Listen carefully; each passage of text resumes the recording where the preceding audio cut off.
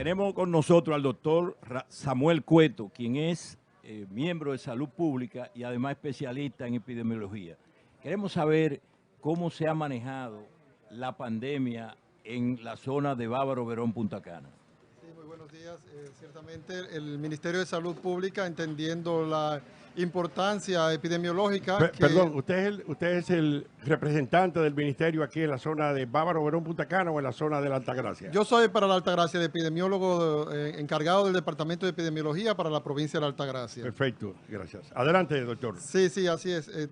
Les decía que consciente del Ministerio de Salud Pública de la importancia que reviste esta zona turística en relación a la epidemia.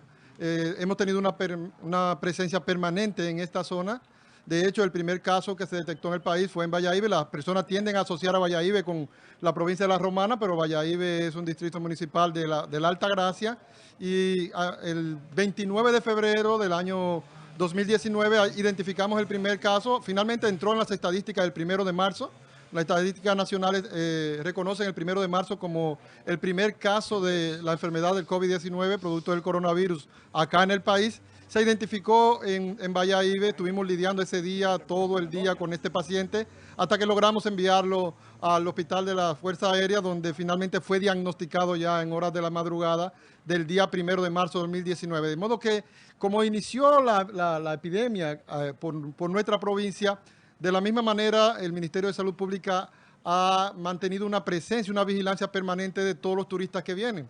Las personas tienden a asociar el turismo con divisa, entrada de divisa y demás, pero también vienen enfermedades. Y el Ministerio de Salud Pública en ese aspecto, pues, tiene un departamento de vigilancia en el Aeropuerto Internacional de Punta Cana y en todos los hoteles tiene convenios de notificación para cualquier caso. Y en este sentido, de esta forma es que hemos venido lidiando con la epidemia del COVID-19 y su impacto en el sector turístico de la provincia.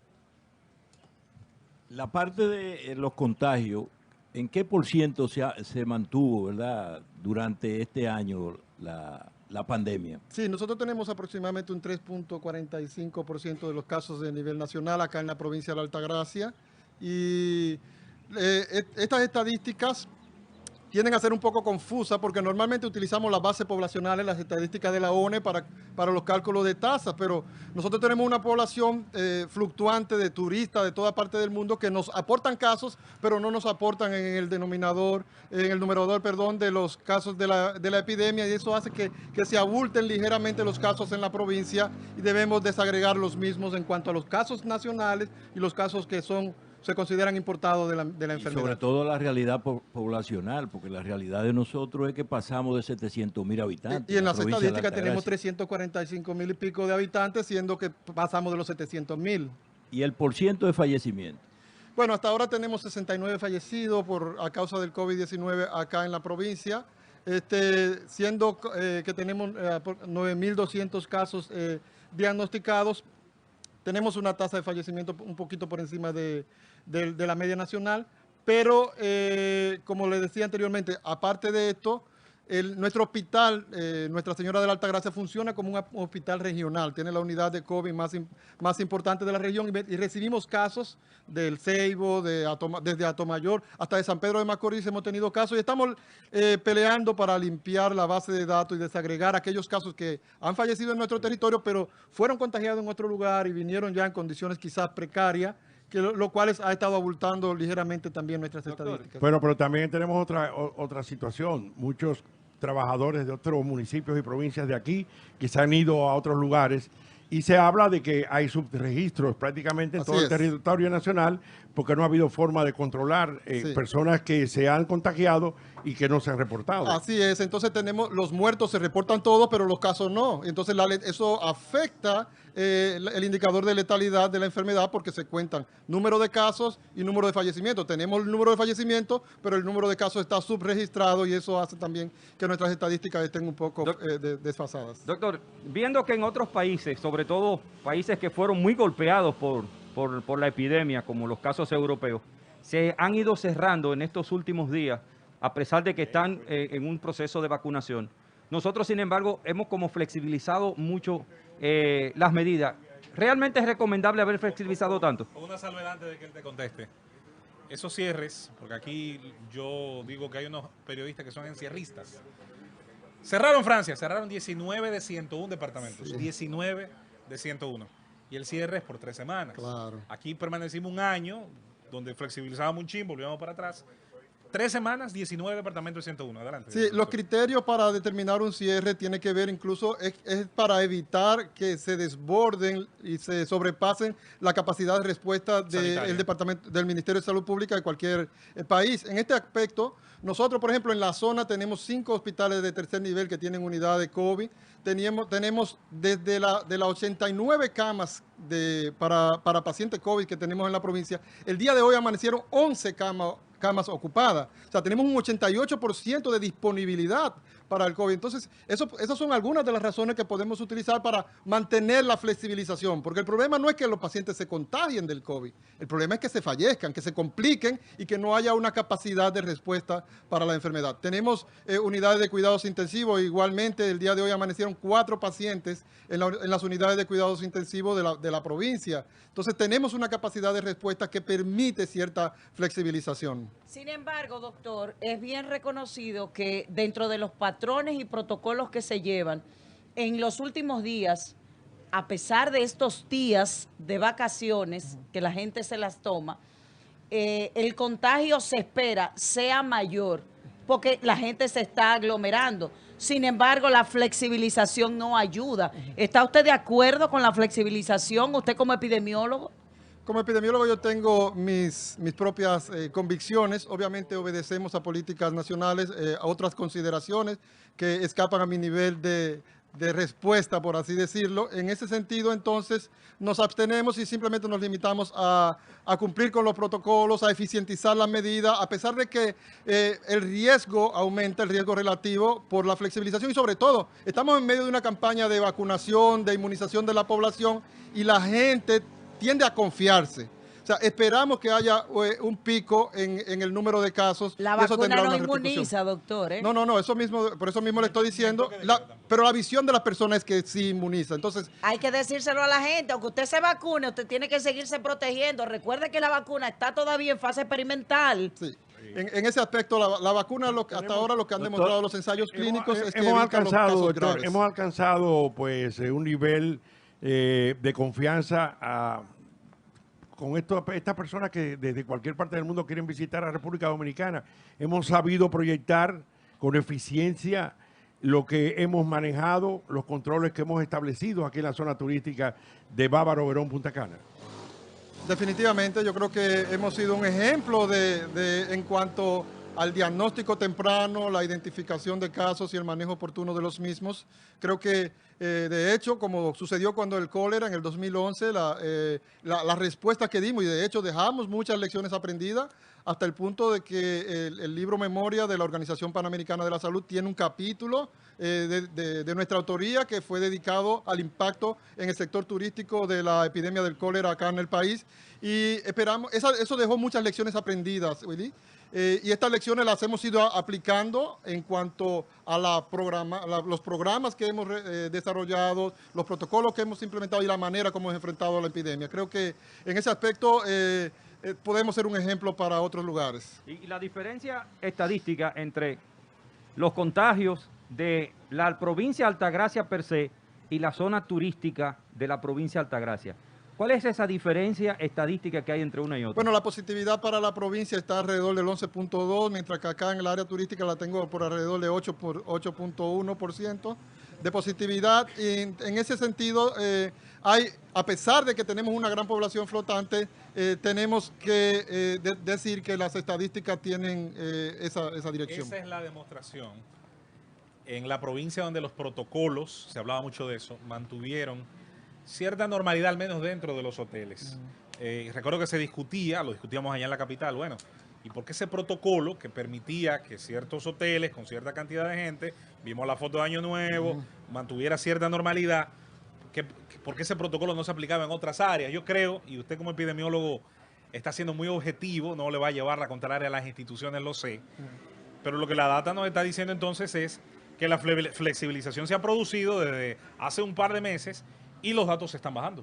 Algo se está haciendo bien, aunque no se quiera reconocer. Sí, definitivamente. O sea, Han habido violaciones de protocolares, todo el mundo sabe los casos que hicieron noticia a nivel nacional y demás, pero eso dejó lecciones, o sea, incluso la respuesta que dieron las instituciones gubernamentales, las multas que se pusieron, y eso recrudeció la implementación de los protocolos y ha tenido un impacto positivo, a pesar de que ha habido flexibilización, pero por otro lado los protocolos de vigilancia, los protocolos de control dentro de las instituciones hoteleras se han fortalecido después de esa experiencia. Nadie quiere que le pongan una multa millonaria o sobre todo que cree una situación de descrédito para una empresa turística. De 52.000 casos activos, que tuvimos hace 3 semanas, Sí.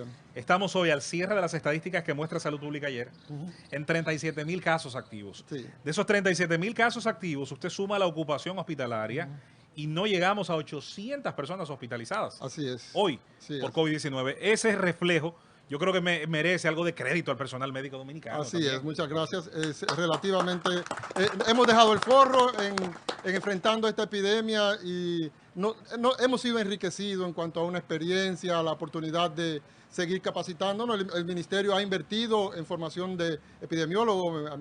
Yo he sido enviado a China. De hecho, yo estuve en China. Ellos tenían una experiencia con el SARS que me fue muy favorable. En el 2016 tuve un mes en entrenamiento allá y yo veía a las personas utilizando mascarilla y yo decía, pero ¿cómo es posible? Fue en el 2003 la epidemia de SARS que estuvieron en esta zona y todavía queda una importante proporción de las personas que usan el metro, los autobuses, los lugares públicos que utilizaban esta mascarilla. Entonces, todo trae algo bueno. El cólera nos dejó que disminuyeron las enfermedades gastrointestinales porque las personas crearon conciencia de la higiene alimentaria. Y también el COVID nos dejará una conciencia de la higiene respiratoria, nos dará personas que estarán sensibilizadas en cuanto al uso de geles desinfectantes, saber toser, saber proteger a los que están a nuestro alrededor cuando tenemos algún tipo de infección respiratoria aguda. Entonces, a la larga, eso se va a reflejar en nuestras estadísticas de muerte por infecciones respiratorias, las cuales han disminuido marcadamente luego después de la entrada de la epidemia. Doctor Cueto, hablemos de vacunas. Ajá. ¿Cuántas vacunas se han inoculado en la provincia de la Altagracia como primera dosis y como segunda dosis? Sí, en cuanto a la primera dosis tenemos 21.200 y tantas vacunas, personas que fueron vacunadas con primera dosis. En la segunda dosis, como en principio el personal médico que comenzó con la primera dosis se utilizó la vacuna AstraZeneca se vacuna a los 60 días después, todavía faltan esa cantidad. Entonces cuando comenzamos con la famosa vacuna Sinovac, que a los 28 días que vacunamos, entonces recién la semana pasada iniciamos con los primeros casos de vacunados de segunda dosis y tenemos aproximadamente algunas 2.400 personas que fueron vacunadas con segunda dosis, pero tenemos las otras 21.000 que fueron vacunadas de primera vez. Bien. Perdóname, incluye también el personal del sector turístico, los trabajadores de hoteles, de los aeropuertos y todo esto. Existe una intención de dar prioridad a este tipo de trabajadores y de hecho lo entendemos que es necesario porque la epidemia tiene un impacto económico que debe ser paliado a través de dar una preferencia a vacunar primeramente el personal que está en los hoteles porque puede vender un destino protegido. Entonces, en ese aspecto todavía no tenemos luz verde para vacunar abiertamente otros renglones de edad. Sí se hizo en cierto momento con personal de primera línea del aeropuerto, de los que están recibiendo los turistas, y se vacunaron allí. ¿Y algún tipo de medida para los pasajeros que llegan de otros países, muy especialmente de países con alta incidencia en contagio? Sí, tenemos una vigilancia especial para esos países donde está la incidencia más elevada, aparte de que todo el turista que ingresa al país debe llenar un formulario donde está certificando de que no ha estado en contacto con casos recientemente y que la persona no tiene síntomas respiratorios. Aparte que es pasado por un sistema de tamizaje, de screening, donde se mide la temperatura y se hace al azar un determinado número de pruebas directamente en el puerto de entrada. ¿A usted no lo afectó? ¿Usted no llegó a contagiarse? Sí, lamentablemente yo fui de los primeros casos que se contagiaron. Usted como el ministro de Salud Pública fue uno de los primeros y recordamos esa experiencia porque hablamos con él en el gobierno de la mañana y nos describió todos aquellos momentos difíciles que vivió cuando estuvo afectado del COVID.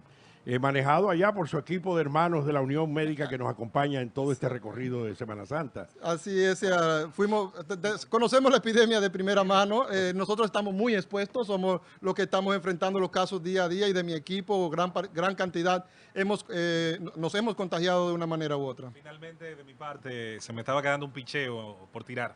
¿La ivermectina funciona o no? Ay, Dios. Hasta ahora no hay ningún estudio clínico Pero la recetan. responsable que confirme esto. Hay estadísticas anecdóticas.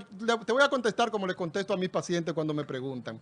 Yo le digo, lo único, la ivermectina es un medicamento seguro, un antiparasitario seguro. Lo único que te pudiera quedar es que quedes bien desparasitado. Y aparte que tiene un efecto placebo positivo, sí, eso ha sido documentado. Y yo prefiero que se tomen la ivermectina a que no tomen nada y luego tengan un sistema inmunológico deprimido por tener una preocupación de que no está haciendo nada para lidiar con la enfermedad. Doctor, en cuanto a las vacunas, en principio todo el mundo tenía miedo de la vacuna china.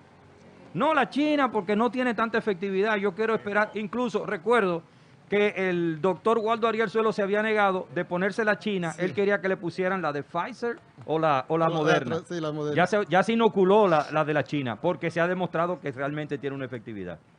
¿Cuál es el porcentaje más o menos que podríamos decir de efectividad que tiene la Sinovac respecto a todas las demás vacunas que hay en el mercado?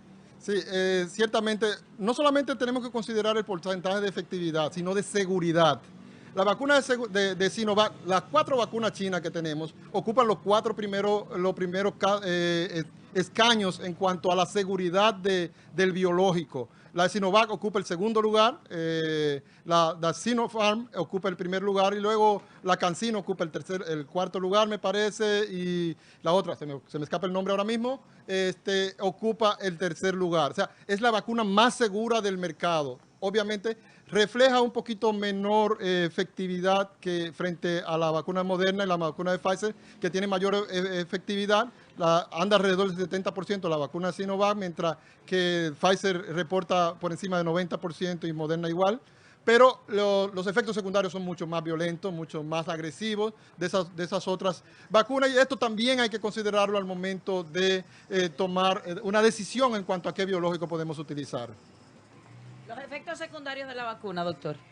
Lo que ustedes han registrado en el área. De la que hemos registrado en el área, la mayor proporción ha sido cefalea, un poquito de malestar general, que son tradicional cuando una persona tiene un proceso de generación de anticuerpos producto de una vacunación, fiebre en menor cantidad. Afortunadamente no hemos tenido ningún caso de anafilaxis, ningún caso de reacción alérgica que requiera ingreso de una persona en un centro de salud. De modo que los efectos secundarios han sido leves y eso ha creado confianza.